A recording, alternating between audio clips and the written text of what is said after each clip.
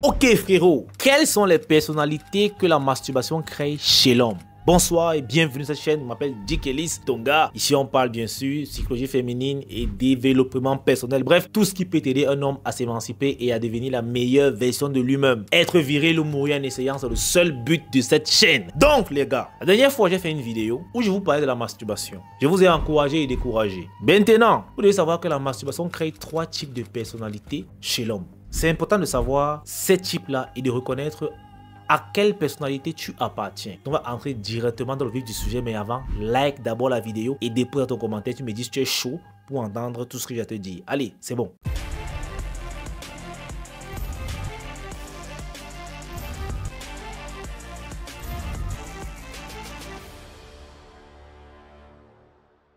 Et que tu as écrit.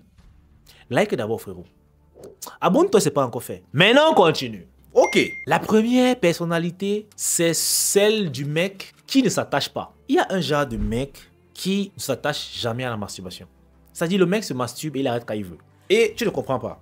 Sauf que ça existe. Tu vas te dire que c'est bien, n'est-ce pas? Laisse-moi donc t'expliquer, il y a le piège. Ce genre de gars ne s'attache peut-être pas à la masturbation, mais inconsciemment, sont des gens qui font tout pour ne pas y replonger. Et comment tu vas reconnaître ces gars-là? Ce sont les mecs à meufs. Ce sont des gars qui sont masturbés et par la suite sont devenus des excellents dragueurs. La deuxième chose, c'est que cet homme ne peut pas rester fidèle. Il doit toujours gérer 2 à 3 femmes. Jusqu'ici, c'est bon. Mais à ton avis, pourquoi est-ce qu'il le fait? En fait, ces gars vivent dans la peur permanente de rechuter. C'est-à-dire, il a besoin d'avoir une chatte avec lui constamment pour ne pas rechuter. Du coup, il est en train de devenir un esclave sexuel sans même s'en rendre compte. C'est le genre de gars qui est obligé d'avoir 2-3 filles qui gèrent en relation pour que lorsqu'il appelle une fille que bébé vient à la maison, j'ai envie de toi, que lorsqu'elle dit qu'elle est indisponible, il appelle l'autre. Si l'autre est disponible, il appelle l'autre. Tout ça pour ne pas se retrouver dans la douche avec sa meuf. Ces gars agissent par peur et le pire c'est qu'ils ne s'en rendent même pas compte. Et la conséquence directe c'est qu'ils sont toujours dans des relations instables. Ou c'est eux les gars toxiques. Ils n'arrivent pas à tenir une relation saine. Généralement tu vas les voir 40 ans, 50 ans, toujours célibataires avec des enfants à gauche à droite. Ils n'arrivent pas à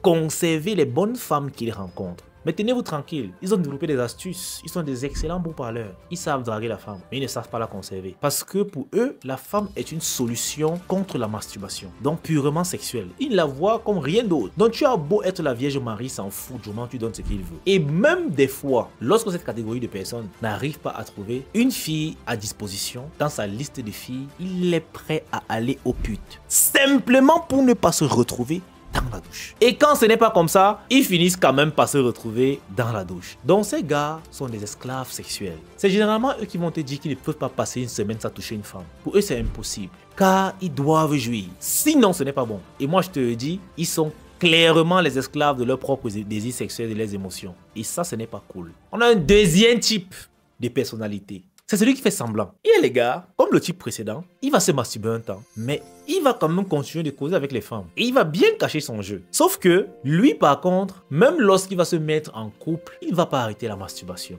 En fait, c'est comme si la masturbation pour lui, c'est la femme de sa vie. Et maintenant, il la trompe avec les femmes. Tu comprends ce que j'ai dit? Il trompe sa main avec d'autres femmes. Ça peut arriver qu'il se marie, qu'il ait des enfants, mais qu'il continue quand même de se masturber. Pas parce qu'il veut, mais parce qu'au final, il s'est retrouvé en train de préférer la masturbation à la femme. Il a une femme pour s'intégrer dans la société. J'ai rencontré un client qui était venu me voir lors de suivi personnel. Il avait 40 ans. Il était marié depuis 15 ans. Il avait une fille de 16 ans et 2 petits garçons. Il est venu me voir pourquoi. Il me dit qu'Ellis, je veux vraiment arrêter la masturbation. Ça fait plus de, il t'a combien? On va dire 25 ans, hein. Parce que il avait 40 ans, il a commencé à se masturber, je crois un truc comme 15 ans comme ça, il pense. Il me dit qu'il n'a plus jamais arrêté. Que quand il a rencontré sa femme, il croyait que ça allait aller. Mais à chaque fois qu'il finissait les rapports, il avait toujours besoin de compléter dans la douche avec sa meuf. Et c'est resté une habitude, si bien que parfois même, il dit à sa femme qu'il est fatigué, simplement parce qu'il préfère se masturber. Il dit que sa femme ne connaît pas. Mais le plus grave problème qui le pousse à venir me voir, c'est que il est dans une maison où il y a 2 douches. La douche parentale et la douche des enfants. Sauf qu'un jour, il était tellement dans le besoin, tellement pressé de se masturber et madame avait occupé la douche qu'il est parti utiliser la douche des enfants. Mais il a oublié de fermer la porte. Et le mec était en train de laver son sexe à la vitesse qu'il voulait quand sa fille est entrée. Le pire, c'est que le pot du toilette était face à la porte. Et tenez-vous tranquille, il me dit qu'il était assis avec son téléphone en train de mater une vidéo X. Il est en train de se Et donc, quand sa fille est entrée, elle a 16 ans, c'est en 2024. Elle n'est plus naïve. Elle sait ce que c'est que le sexe. Elle a vu son père en train de... Elle est restée comme ça. Quand elle a dit, papa, tu fais quoi? Quand il se fraye pour regarder sa fille, malheureusement pour lui, il avait atteint le point culminant. Il fallait qu'il jouisse. Imaginez la suite. Donc il se fraye en faisant... Les gars, c'était grave. Sa fille a été traumatisée. Il est parti supplier la fille, c'est pas ce qu'elle croit, c'est pas ce qu'elle a vu et tout. Mais la fille a dit qu'elle veut dire à maman, elle a dit à maman. Et maman a été choquée. Maman a pris ses enfants et est partie. Et là maintenant, il veut guérir pour essayer de vaincre cela. On a fait un suivi pratiquement sur 1 an. Là quand même, il n'a pas rechuté, ça va. C'est pour vous dire que la masturbation ne te laisse pas comme ça. Tu penses que tu gères, mais tu ne gères pas. Ça, c'était le deuxième type de personnalité que la masturbation crée. Et il y a le troisième type qui est le plus grave. Mais avant, like d'abord la vidéo, frérot. J'ai mal aux yeux, les gars. Abonne-toi, c'est pas déjà fait. Et donne-moi ton commentaire. Le troisième type de personnalité que la masturbation crée, c'est la plus dangereuse. Et c'est d'ailleurs celle que j'en faisais partie. C'est le gars renfermé. Ça, c'est la personnalité la plus drastique et la plus rude que la masturbation peut créer chez un homme. Ce genre de gars qui finit par se retrouver seul avec sa main. Il n'a plus moyen d'aborder une fille parce qu'il sait qu'il ne pourra plus la satisfaire et parce que de toutes les façons, les filles l'énervent. Donc c'est le mec qui meurt comme un serpent. Il y a des gars qui ont commencé à se masturber à 18 ans. Je vous parle des clients que j'ai suivis. Aujourd'hui, le mec a 32 ans. Il n'a jamais touché une femme. Or, le mec a une situation financière stable. Parfois, même certaines femmes viennent à lui. Il flirte bien avec les filles. Il embrasse, mais il ne va jamais loin. Pourquoi? Parce qu'il sait que s'il y va, il ne pourra pas tenir longtemps et il va se faire humilier. Et puisque il a tellement peur de se faire humilier, il continue de recailler les femmes et se masturber. En fait, lui, il ne se masturbe pas par plaisir, c'est à contre-cœur. Parce qu'il a rencontré une fille tellement belle avec qui il veut créer un truc de sérieux, mais il a honte de lui dire en réalité quel est son problème. Il refuse de s'ouvrir de peur d'être jugé. On peut le comprendre. Et parce que cette fille lui a excité, mais qu'il n'a pas pu coucher avec elle parce qu'il avait peur de ne pas assurer, il finit par faire ses 5 coups en 1 minute dans son toilette avec les larmes aux yeux. Ce genre de gars, c'est ceux qui peuvent frôler le suicide. Parce que tu sens que tu es dans une boucle fermée en fait. Qu'il n'y a aucune échappatoire. La seule façon de s'en sortir, c'est d'accepter de s'ouvrir et de se confier. Mais malheureusement, une fois de plus, on vit dans une société où lorsque tu expliques et exprimes tes faiblesses, on l'utilisera contre toi, surtout dans la vie d'adulte. Les faiblesses des autres sont une opportunité pour le détruire. Donc du coup, tu es aussi obligé de ne dire à personne. Car tu peux dire rencontrer une fille bien, tu lui dis en vérité, j'ai un gros problème, c'est que je me masturbe. Non seulement elle te bloque, mais elle raconte ça à toutes ses amies.